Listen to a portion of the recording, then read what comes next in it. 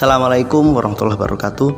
Selamat datang kembali di Ruang Belajar. Pada kesempatan kali ini kita akan membahas tentang UMKM, definisi, kriteria, dan proses pendiriannya.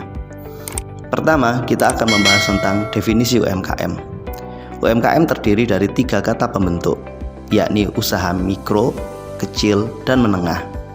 Jika didefinisikan secara umum, UMKM dapat kita artikan sebagai satu aktivitas bisnis secara komersial yang dikelola dan dijalankan oleh individu atau lembaga yang berbadan hukum berdasarkan Undang-Undang Nomor 20 Tahun 2008.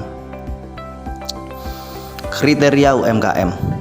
Seperti yang sudah dijelaskan sebelumnya bahwa UMKM terdiri dari 3 pembentuk kata, yakni usaha kecil, usaha mikro, dan usaha menengah. Pada pembahasan kriteria UMKM ini kita akan membahas 3 kriteria dari masing-masing jenis usaha tersebut. Tentunya usaha mikro dan usaha kecil memiliki perbedaan. Usaha kecil dan usaha menengah juga memiliki perbedaan.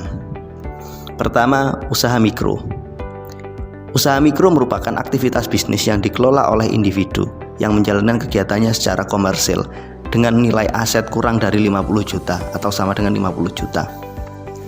Nilai aset senilai 50 juta tersebut merupakan nilai aset tanpa memperhitungkan tanah dan bangunan.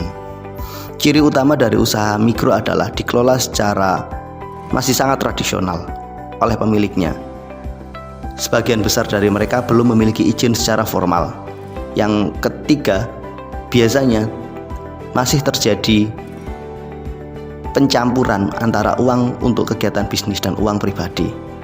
Jadi usaha mikro contohnya adalah para pedagang keliling, penjual sayur, penjual bakso, atau mereka yang punya warung di rumah yang mereka kelola secara sangat tradisional.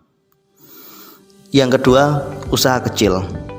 Usaha kecil merupakan aktivitas bisnis yang dijalankan dan dikelola oleh individu ataupun badan hukum secara formal yang memiliki nilai aset antara 50 sampai dengan 300 juta.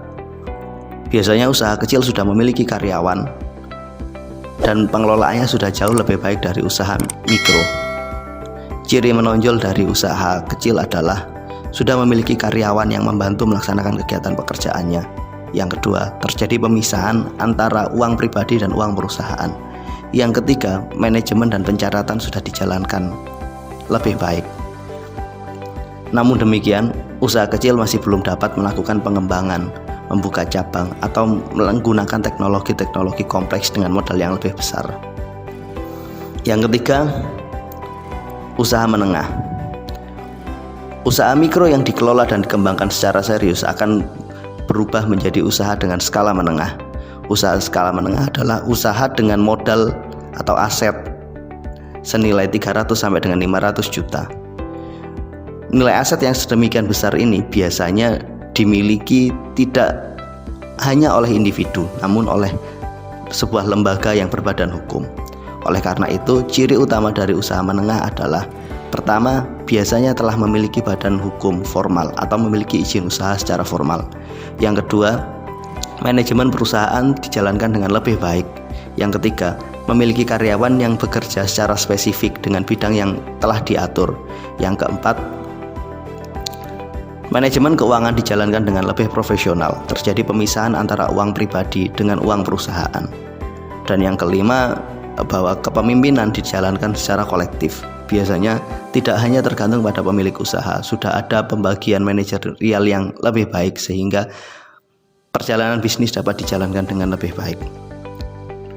Usaha menengah yang dikelola dengan baik, dengan konsisten, dengan profesional akan berkembang menjadi sebuah usaha dengan skala besar. Artinya, usaha menengah merupakan cikal bakal dari usaha-usaha besar yang jika dikelola dengan sungguh-sungguh akan memberikan hasil yang maksimal. Bagaimana proses pendirian UMKM? Yang paling sederhana, jika kamu mendirikan UMKM secara informal, kamu cukup mendirikan saja UMKM, tidak perlu melakukan pengurusan izin usaha. Misal kamu ingin punya warung, tinggal buka saja warungnya, tidak perlu izin. Artinya ini skalamu adalah skala mikro. Namun jika kamu ingin memiliki izin usaha, maka kamu harus melakukan proses perizinan usaha. Seperti apa proses perizinan usaha secara formal?